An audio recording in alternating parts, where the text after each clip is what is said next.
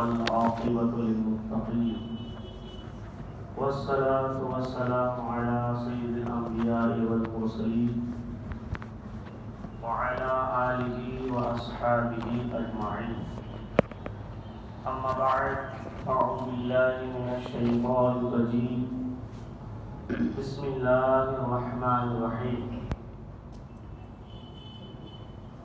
أينما تكونوا يدرككم الموت ولو كان في بروج مشيدة.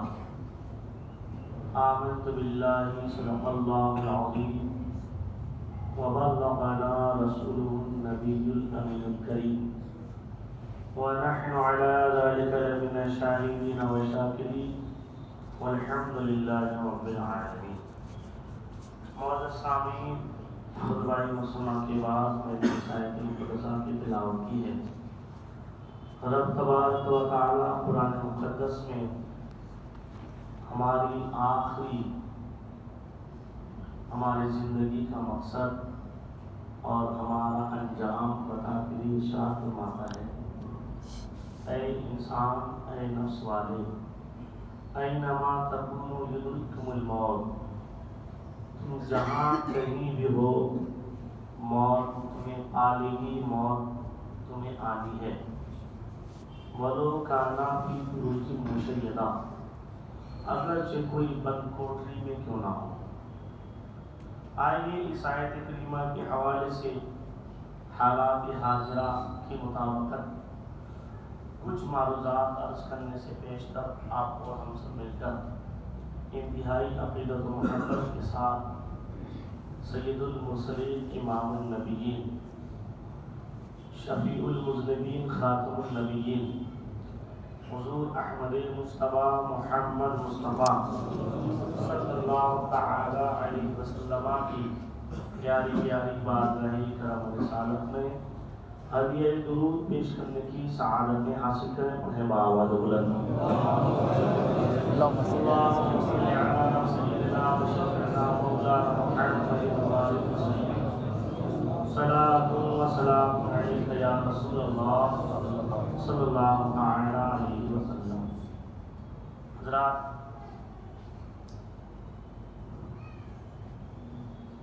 آج ہم اپنی زندگی کے اوقات جیسے بھی گزار لیں، جہاں بھی گزاریں، ہر انسان کا ایک آخری وقت آتا ہے جو ہمارے معاشرے میں آئے دن ہمیں یہ دیکھنے کو ملتا بھی ہے اور ہمارے لیے عبرت اور سبق بھی ہے. اپنے علاقے میں تقریباً ہر دن ہی ایک نہ ایک جنازہ آتا ہے، کسی نہ کسی کی موت ہوتی ہے. ویسے تو ریاستی اور ملکی اور عالمی سطح پہ کروڑوں لوگوں کا انتقال ہوتا ہے، وفات ہوتی ہے، مگر جس دیار میں ہم رہ رہے ہیں، راہوری سطحی میں بات کی جائے تو میرے خیال سے کوئی ایسا دن نہیں بچتا گاہے بگاہے، ورنہ اکثر دنوں میں کہیں نہ کہیں انتقال ہوتا ہے، جنازہ آتا ہے. اور کبھی کبھی تو دو دو تین تین جنازے ایک ساتھ آتے ہیں. اس کے باوجود بھی ہمیں جو مقصد ہے اس جنازے میں شرکت اور ان لوگوں کو دیکھ کر کے اس مقصد میں ہمیں کس حد تک کامیابی ملتی ہے، پہلے ہم یہ سمجھیں کہ کسی بھی انسان کی تدفین کے لیے کیا 10 20 50 500 1000 لوگوں کی ضرورت پڑتی ہے؟ لے جانے کے لیے چار طرف سے 4 لوگ کافی ہیں، تدفین کرنے کے لیے 2 لوگ کافی ہیں. جیسے قبر کھودنے والا 1-2 لوگ مل کر قبر کھود لیتے ہیں، تو اسے قبر میں ڈالنے کے بعد قبر کو بند کرنے کے لیے اور اس کی شکل اور شیپ دینے کے لیے بھی 2-3 لوگ کافی ہیں. مگر آپ دیکھیں کہ شریعت نے اتنی رغبت دلائی ہے کہ اس جنازے کی نماز جو میت کے لیے دعا ہے اس میں شرکت کو محلے والوں کے لیے فرض کفایہ قرار دیا ہے. اور اس جنازے جنازے کو لے جانے کے لیے رغبت کے طور پر کہ لوگ زیادہ سے زیادہ اس میں شامل ہوں، اتنی فضیلت رکھی ہے کہ ایک گناہ کبیرہ ہے اور ایک گناہ صغیرہ۔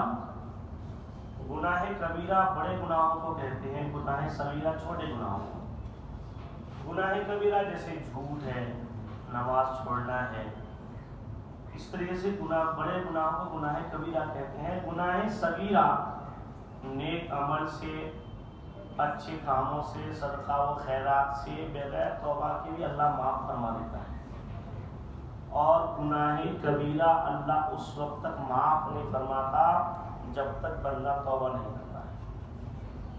مگر ایک عمل ایسا اللہ نے رکھا ہے کہ وہ کام کرنے سے بغیر توبہ کے اللہ گناہ کبیرہ مٹا دیتا ہے۔ وہ کون سا ہے؟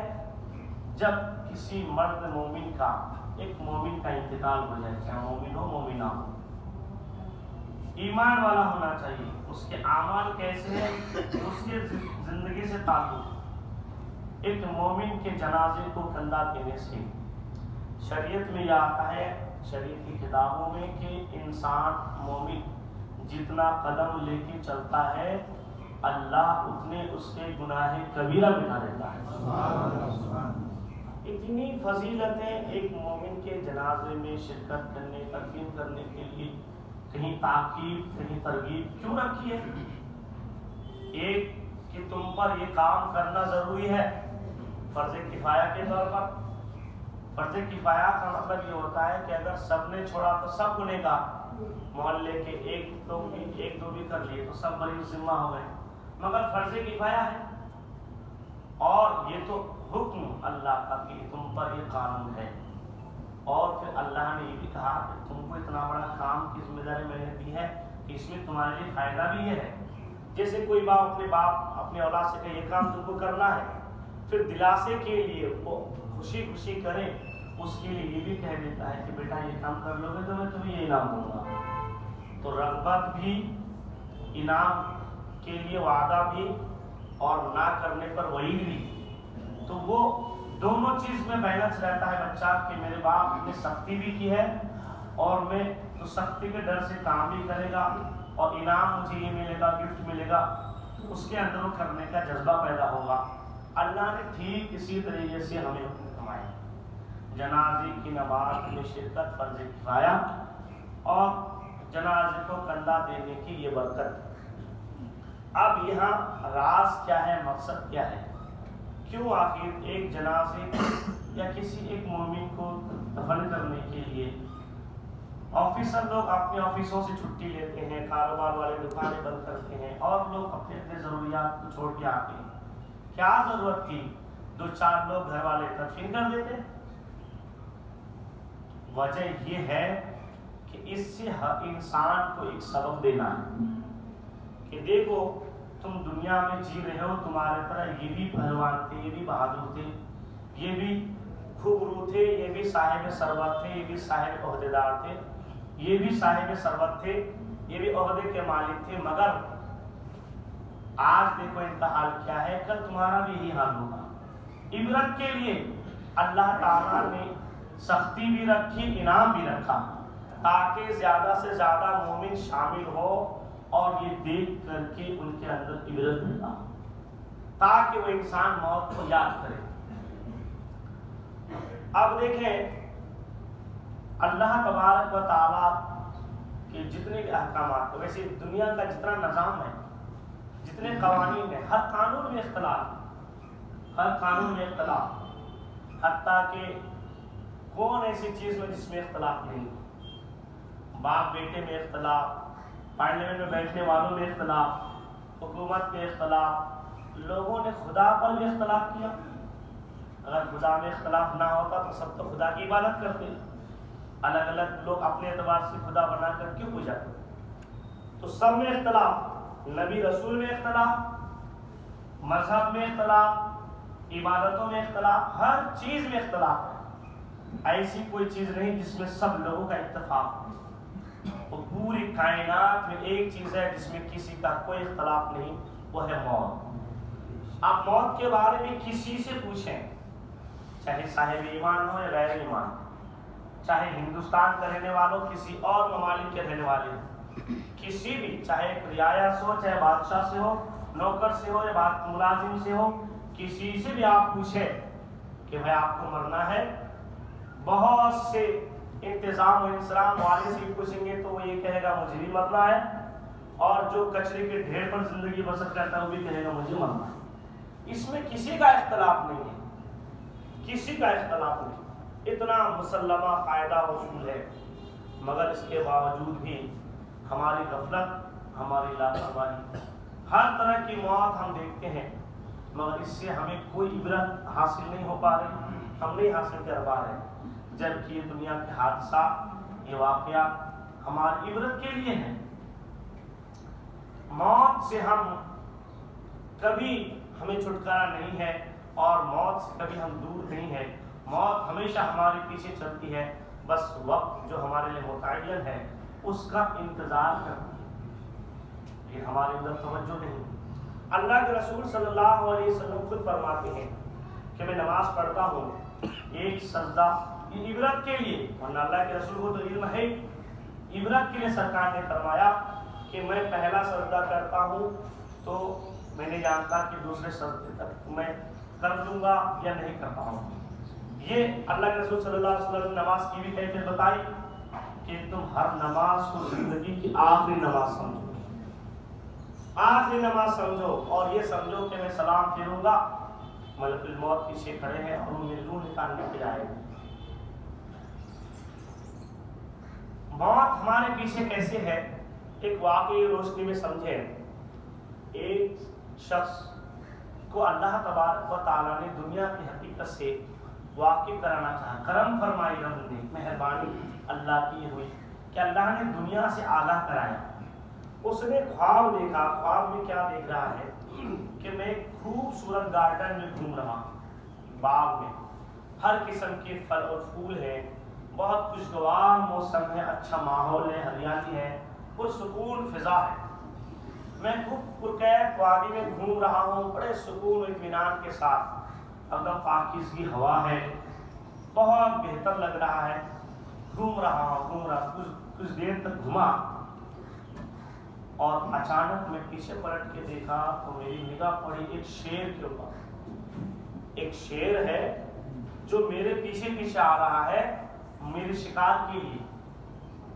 جب میں نے دیکھا کہ میرے پیچھے شیر ہے، اب مجھ سے اس سے بچنا چاہیے، تو میں اس سے اپنے بچاؤ کے لیے بھاگنا شروع کیا، دوڑا، یہ بس قریب آ گیا ہے، اچانک یہ میرے اوپر حملہ کرے گا اور اپنا نوالا بنا لے گا، تو میں دوڑنے لگا کہ کہیں میں چھپوں، اپنی جان کی حفاظت کروں، دوڑنے لگا۔ تو کمال یہ کہ جب میں چل رہا تھا تو شیر بھی چل رہا تھا، اور جب میں دوڑنے لگا تو شیر بھی میرا تعاقب کیا دوڑ دوڑ کے۔ اب میں دوڑتے تیزی کے ساتھ دوڑ رہا ہوں، اب میں سوچا کہ کہاں جاؤں، آخرکار مجھے دور دراز تک کوئی انسان نظر نہیں آیا بچانے کے لیے، کوئی سہارا مجھے نظر نہیں آیا، تو دور میں مجھے ایک کھڈا نظر آیا، تو میں سوچا کہ اس کھڈے پہ گر جاؤں، اس کے اندر چلا جاؤں گا، چھپ جاؤں گا، اور شیر تیز رفتاری سے بھاگ جائے گا آگے۔ جب میں اس کھڈے کے اندر گرنے کے لیے چاہا، قریب گیا، تو میں نے دیکھا اس کے نیچے بہت بڑا سانپ منہ پھیلائے۔ اب میں اچانک روک لیا اپنے آپ کو، اب میرے لیے کوئی چارہ نہیں تھا، میرے لیے اوپر رہنا بھی دشوار تھا، گڈھے میں جانا بھی دشوار تھا، کہ اوپر رہوں تو شیر کا حملہ ہو جائے گا، اور اگر کھڈے کو اپنا پناہ بناتا ہوں تو سانپ مجھے ڈسنے لگے گا، دونوں جگہ میری جان جائے گی، اب میں کروں کیا؟ میرا دماغ کام نہیں کر رہا تھا۔ اچانک اسی کھڈے کے اوپر ایک جھاڑ تھا جس کی ٹہنیاں چاروں طرف سے جھکی ہوئی تھی۔ میں نے اچانک یہ فیصلہ کیا کہ جھاڑ کے اوپر چڑھ جاتا، تو اچانک ایک ٹہنی کو پکڑا اور اسی کے اوپر لٹک گیا۔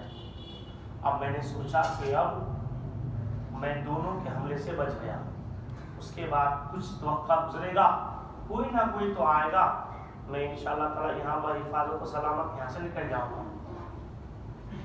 میں اپنے اندر یہ محسوس کر رہا تھا کہ میں اب مطمئن ہوں، میں محفوظ ہوں، اب شیر بھی اوپر نہیں آ سکتا، سانپ اپنی جگہ ہی ہے، کچھ دیر کے بعد پھر میں نے دیکھا کہ جس ٹہنی پہ میں بیٹھا ہوں اس کی جڑ کو 2 چوہے کاٹ رہے ہیں. بمبئی والے تو آسانی سے سمجھ جائیں گے چوہے کس طرح کاٹتے ہیں. چوہے کس طرح کاٹتے ہیں؟ تو 2 چوہے کاٹ رہے ہیں, ایک سیاہ, جس کا کلر ایک سیاہ ہے, کالا ہے, ایک وائٹ ہے. دونوں 2 طرف سے اس ٹہنی کو کاٹ رہے ہیں اور اس ٹہنی کا اکثر حصہ کاٹ چکے ہیں وہ دونوں. اب کچھ ہی حصہ بچا ہے. اب ایک وقت ایسا بھی آئے گا ٹہنی کٹ جائے گی اور میں نیچے گروں گا. اب نیچے گروں گا تو شیر بھی اپنا نوالا بنائے گا اور اگر کھڈے میں گیا تو سانپ بھی مجھ کو ڈس کے مجھے ہلاک کر دے گا. اب میں بولا کہ اب کیا کروں؟ یہ میں سمجھا تھا کہ میرے لیے حفاظت کی جگہ ہے, یہ بھی محفوظ جگہ نہیں رہی. میں گھبرانے لگا. میں سوچا کہ میں آگے کسی دوسرے ٹہنی کو اپنا پناہ بناؤں. میں کھڑا ہوا, دیکھا تو وہ اسی میں اپنے سر کے اوپر والی ٹہنی پہ مجھے ایک شہد کا چھتا لگ رہا ہے. شہد ٹپک رہا تھا تو ایسے منہ کیا تو میرے اوپر بھی گرا. تو اس سے میں نے انگلی کو ایسے لگایا اور چاٹا تو اس کا ذائقہ بڑا اچھا لگا مجھے. اب میں اس کو چاٹنے لگا. اب جب اس شہد کو چاٹنے لگا تو میرے ذہن و دماغ سے بات نکل گئی کہ مجھے ٹہنی بدلنی ہے. میں جس ٹہنی پہ کھڑا ہوں اس ٹہنی کو 2 چوہے کاٹ رہے ہیں اور نیچے سانپ اور شیر ہے. میں اس کو چاٹنے میں ایسا منہمک ہوا کہ ذہن و دماغ سے ساری چیزیں نکل گئی. اچانک وہ ٹہنی گر گئی اور میں نیچے گرا. شیر چیڑ پھاڑ کے مجھے اپنا نوالا بنایا, بچا ہوا کھڈے میں ڈالا اور سانپ ڈسنے لگا اور اس کے زہر سے میں بےتاب و بے قرار ہو رہا. اس طرح دونوں نے مجھے ہلاک کیا. اسی اسنا میں اس کی آنکھ کھلی. اب وہ گھبرانے لگا کہ بہت دردناک خواب ہے, اس خواب کی تعبیر کیا ہو سکتی ہے. جیسے تیسے رات اس نے گزاری. صبح ہوئی, کسی عالم سے رابطہ کیا, گیا حضرت آج, اور وہ اس دن فجر کی نماز جماعت سے پڑھا. جب کوئی ٹینشن ہوتا ہے تو لوگ جو وقتی نمازی ہوتے ہیں کبھی گوار والے, تو وہ اس وقت تہجد کے وقت آ جاتے ہیں. مصیبت کے وقت لوگ بہت جلدی یاد کرتے خدا کو, جبکہ اللہ کو خوشی اور غم ہر حال میں یاد کرنا چاہیے. اللہ کو وہ عبادت پسند ہے جو ہمیشہ والی.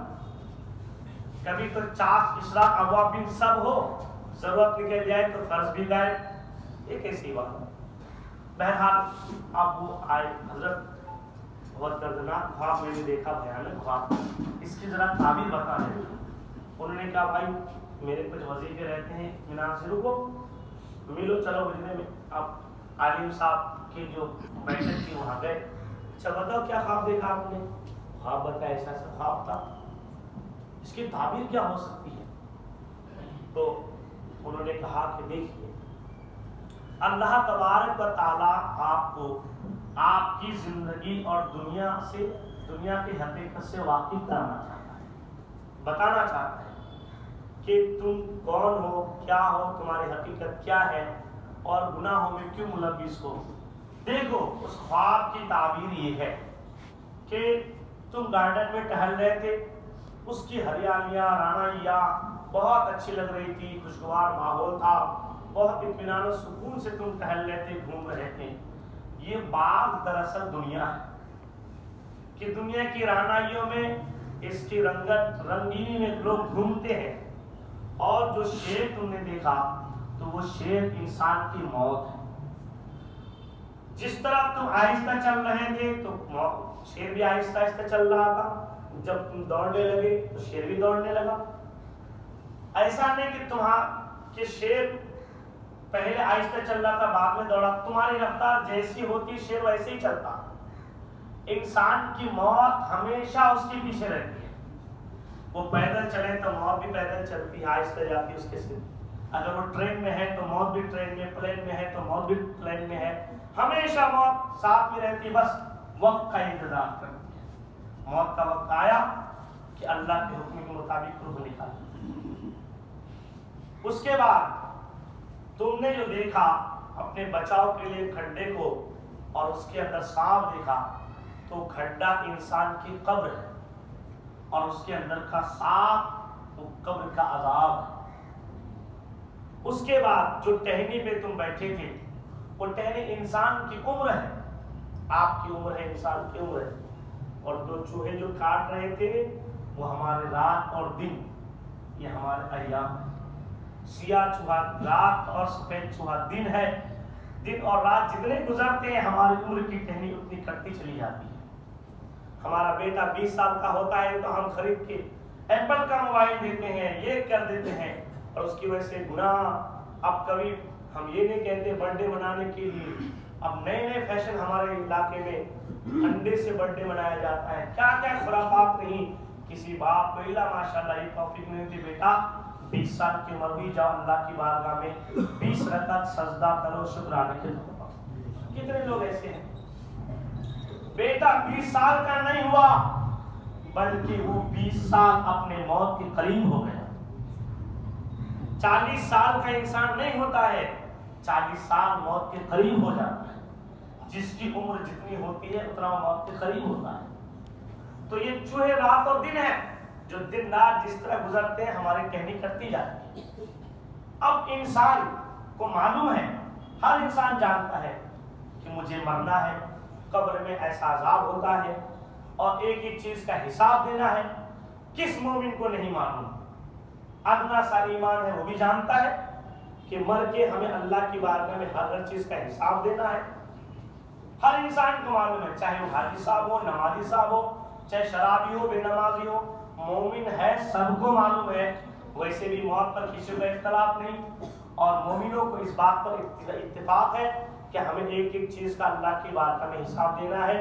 قبر میں ہمارے ساتھ کوئی نہیں، ہمارے گھر کی عورتیں ہماری دہلیز تک، ہمارے دوست احباب رشتہ دار قبرستان تک، اور 2 لوگ آئیں گے قبر تک، پھر اس کے بعد وہ دونوں بھی باہر نکل جائیں گے۔ اب قبر کے اندر میں رہوں گا، میرے اعمال نہیں، سب کو معلوم ہے۔ ہاسپٹل میں آپ رہیں تو آپ کے دوست احباب سب آتے ہیں، کوئی آپ کو تنہا نہیں چھوڑتا۔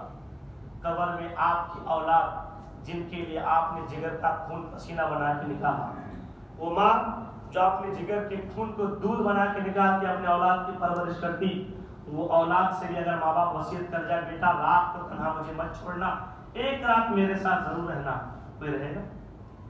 ایک رات قبر میں کوئی سوئے گا ماں باپ کے ساتھ؟ کوئی نہیں۔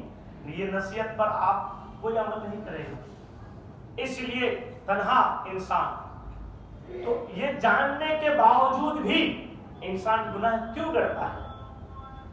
سب کو معلوم ہے، اس کے باوجود بھی گناہ کیوں کرتا ہے انسان؟ گناہ اس لیے کرتا ہے کہ یہ شہد، انہوں نے کہا کہ شہد جس کو چاٹنے میں تم اس قدر منہمک ہو گئے کہ تمہارے ذہن و دماغ سے یہ کھڈے کا، اس کے اندر سانپ تھا اس کا بھی خوف ختم ہو گیا، شیر کی یاد بھی چلی گئی، اور یہ بھی تم بھول گئے کہ جس ٹہنی میں کھڑا ہوں اس کو 2 چوہے کاٹ رہے ہیں۔ یہ ساری چیزیں تمہارے ذہن و دماغ سے نکل گئی۔ اس شہد کو چاٹنے میں تم اس قدر منہمک ہو گئے کہ اچانک ٹہنی کٹ گئی، گر گئی، تم بھی گر گئے، اور شیر اور سانپ نے تمہیں اپنا نوالا بنا دیا۔ یہی ہوتا ہے، انسان کو معلوم رہتا سب کو کہ مجھے یہ بنگلہ بناؤ، شیش محل بنا لوں، ہمیشہ نہیں رہنا ہے، بنایا میں وہ رہے گا کوئی اور، سب کو معلوم ہے۔ اس کے باوجود بھی حلال و حرام میں تمیز نہیں، سب کو معلوم ہے مرنا ہے، میرے ساتھ کوئی نہیں جانے والا ہے، پھر بھی جائز ناجائز میں کوئی فرق نہیں، سب کو معلوم ہے۔ اللہ نے فرمایا وَمَن يَعْمَلْ مِثْقَالَ ذَرَّةٍ خَيْرًا يَرَهُ وَمَن يَعْمَلْ مِثْقَالَ ذَرَّةٍ شَرًّا يَرَهُ۔ ایک ایک چیز کا حساب ہوگا، پھر بھی لوگ گناہ کر رہے ہیں، تنہائی میں الگ کر رہے ہیں، مجمع میں الگ کر رہے ہیں، خلوت اور جلوت میں کافی فرق کر رہے ہیں۔ کیوں؟ آخر معلوم ہونے کے باوجود تو انہوں نے کہا کہ اس لیے کہ جس طرح وہ شہد کو چاٹنے کی وجہ سے آپ کے ذہن و دماغ سے یہ ساری چیزیں نکل گئی، ویسے جب انسان دنیا میں ملوث ہو جاتا ہے تو یاد ہونے کے باوجود بھی وہ قبر کے عذاب کو بھول جاتا ہے، یاد رہنے کے بعد آخرت کے ڈر اس کے ذہن سے نکل جاتا ہے، یاد ہونے کے باوجود بھی وہ بھول جاتا ہے کہ مجھے دنیا سے جانا ہے، اس لیے کبھی ظلم کرتا تو نہیں ڈرتا، کسی کا مال غصب کرتا تو نہیں ڈرتا، کوئی گناہ کرتا تو نہیں ڈرتا، اور کسی کے ساتھ ناانصافی کرتا تو نہیں ڈرتا، پھر وہ جو چاہتا ہے کرتا ہے، کیونکہ اس کے ذہن و دماغ سے ساری باتیں دنیا گھر کے لیتی ہے اور آخرت کی ساری یادیں ختم ہو جاتی ہے. بس اسی گناہوں کے دلدل میں اسی میں ملوث رہتا ہے. اچانک سانس کا کچا دھاگا ٹوٹ جاتا ہے, پھر اسے موت آ جاتی ہے. یہ موت اللہ تبارک و تعالیٰ آپ کو اس واقعے سے آخرت کے بارے میں بتانا چاہتا ہے کہ آخرت کی حقیقت کو سمجھیں. اب بتائیں آج کیا ہمارے سامنے سب چیزیں نہیں ہیں؟ اب ایک چیز, جب دنیا ایسی ہے ہمیں مرنا ہے, پھر ہمارے پاس موت کی تیاری کیا ہے؟ آج دیکھیں کہ ہمارے نوجوان تنہائی میں گناہ کرتے ہیں, موبائل دیکھ کر کے, رکشے کے اندر. اس کے بعد اللہ نے پیسہ دیا ہے تو برتھ ڈے منائیں گے خرافات کر کے, اور بھی دوسرے گناہ, مسجد سے دور دوسری چیزوں کو آباد کریں گے, شراب کھانے کو آباد کریں گے, سنیما ہال کو آباد کریں گے, ایک پڑوسی کو ستانے میں کوئی کسر نہیں چھوڑیں گے. کسی نے اینٹ مار دی تو اینٹ کا جواب پتھر سے دیں گے, کسی نے گالی دی تو ایک گالی کا جواب 10 گالیوں سے دیں گے. سب بھول گئے ہم لوگ کہ ہمیں مرنا ہے. یہ ساری چیزیں یہی رہ جائیں گی. آپ کے جسم کے کپڑے بھی کاٹ کر کے آپ کے اولاد نکال لیں گے. صرف وہی مخصوص کپڑے 3 سنت کے مطابق آپ کے بچے آپ کو دیں گے, عورتوں کو 5. اس کے علاوہ اگر آپ بولیں گے بیٹا ایک کم سے کم چٹائی بچھا دینا, کم سے کم میں تو اتنا تم کو چھوڑ کے جاتا ہوں, آپ کی اس وصیت پر عمل نہیں ہوگا. جو بہادر ہے وہ بھی بے بس ہو جائیں گے, جو بڑے طاقتور ہیں, شہرت یافتہ ہیں, جو بڑے مشہور زمانہ ہیں, یہ ہوگا کہ جب روح نکل جائے گی وہ اپنا کروٹ بھی نہیں بدل سکتا. غسل دینے والا جیسا چاہے گا کروٹیں بدلے گا, جدھر چاہے گا جھکائے گا, ناک کے سوراخ میں روئی ڈال دے گا, پلکیں بند کر دے گا, منہ کھلا ہے تو باندھ دے گا. آپ کوئی چیز میں آپ کا اختیار نہیں رہے گا, آپ بے بس رہیں گے. آپ بتائیں اس دن تو سارا ظلم نکل جائے. اس وقت صرف آپ ہوں گے, آپ کے اعمال ہوں گے, اور قبر میں آپ اور آپ کی اچھائیاں برائیاں آپ کے ساتھ ہوں گی. اس دن کو کیا یاد نہیں کرنا چاہیے؟ آج ہم شہد کی طریقے سے دنیا کے فانی شہوات اور لذات میں پھنس کے اپنے آخرت کو بھول گئے ہیں, اپنی آخرت کو بھول گئے ہیں. اسی لیے میرے دوستوں بزرگوں, موت کو یاد کرنی چاہیے. اب موت کو یاد کریں تو ہمیں کیا کرنا ہوگا؟ جو انسان موت کو یاد کرتا ہے وہ یاد رکھیے وہ نماز کی پابندی کرتا ہے, حلال و حرام سمجھتا ہے, جائز ناجائز میں فرق کرتا ہے, بڑوں کا احترام, چھوٹوں پر شفقت کرتا ہے, چاہے مجمع میں ہو چاہے تنہائی میں ہو. گناہ کرنے سے 100 بار سوچتا ہے کہ چاہے مجمع میں ہو خدا وہاں بھی دیکھ رہا ہے, تنہائی میں ہو وہاں بھی خدا دیکھ رہا ہے. کسی کا مال غصب کرنے کے لیے انسان سوچتا ہے کہ ہمیں مرنا ہے, قبر میں اس کا جواب دینا ہوگا.